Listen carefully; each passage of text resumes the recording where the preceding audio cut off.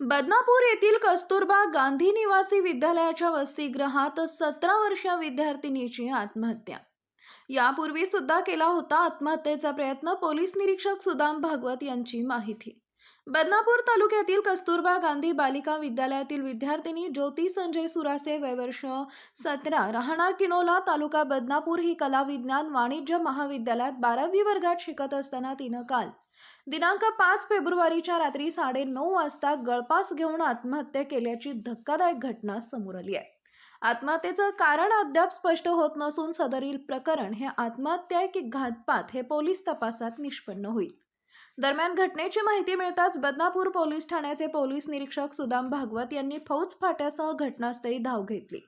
विद्यार्थिनीचा मृतदेह शवविच्छेदनासाठी बदनापूर येथील ग्रामीण रुग्णालयात पाठवलाय। दरम्यान पोलीस निरीक्षक सुदाम भागवत हे आत्महत्या की घातपात या दृष्टीनं तपास कामाला लागले। इथे कस्तुरबा गांधी विद्यालयामध्ये जे हॉस्टेल आहे त्यामध्ये हॉस्टेलमध्ये राहणारी 12वीचे विद्यार्थी ज्योती सुरासे या नावाच्या विद्यार्थीने गळफास घेऊन आत्महत्या केली आहे। त्यावर माहिती मिळाली असता आमचे स्टाफ आम्ही तात्काळ येऊन त्यांचे आईवडिलांना बोलवून त्यांच्या समक्ष शासकीय रुग्णालयात पोच केली आहे।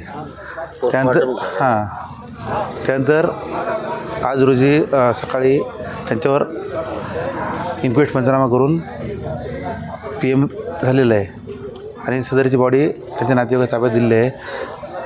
सदर मृत्यूच्या अनुषंगाने ती चौकशी जी API करेवाड मॅडम करत आहेत त्यामध्ये चौकशी काही निष्पन्न झाल्यास त्या पद्धतीने कारवाई करण्याची तजवीज ठेवली आहे। तरी सर काय म्हणजे असं वाटतं का केली असेल त्या मुलीनं आत्महत्या? मला काय संशयास्पद काय आहे? नाही, संशयास्पद काही मिळालं नाही, त्याचा शोध घेणं चालू आहे। मुलीकडे कुठली सुसाईड नोट वगैरे काही मिळालं नाही आणि कुठला मोबाईलही देखील नाही। तर आता पुढची दिशा जी आहे त्यामध्ये कॉलेजमध्ये काही प्रॉब्लेम असेल, काय असेल, कोणाच्या त्रासामुळे काही केलं असेल, घरचे त्रास असेल किंवा इतर मित्रमैत्रिणी काही त्रास असेल ते पुढचा चौकशी करून त्या पद्धतीने कायदेशीर कारवाई करणार आहोत। तिच्यासोबत असलेल्या मुलींनी काही माहिती दिली आत्महत्येच्या संदर्भात? नाही, जास्त कशामुळे आत्महत्या केली त्यामध्ये असं काही सविस्तर काही सांगितलं नाही। त्यांना माहिती देखील असं आहे असं वाटत नाही। त्यांनी जी घडलेली घटना आहे त्यांनी सांगितली 2 वेळा त्यांनी फाशीची घेण्याचा प्रयत्न केलेला आहे।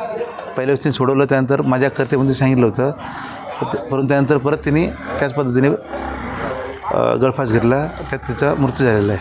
बरे, मागील आठवड्यापासून दुसरा प्रकार मुलीनं आत्महत्या करण्याचं काय आव्हान करसान तुम्ही? आता ह्या 2-3 दिवसापूर्वीच एक आत्महत्या झाली होती मुलीची, त्यामध्ये देखील असंच MPSC परीक्षा, त्या परीक्षेच्या कमी मार्क पडलेल्या भीतीने त्यांनी आत्महत्या केलेली आहे।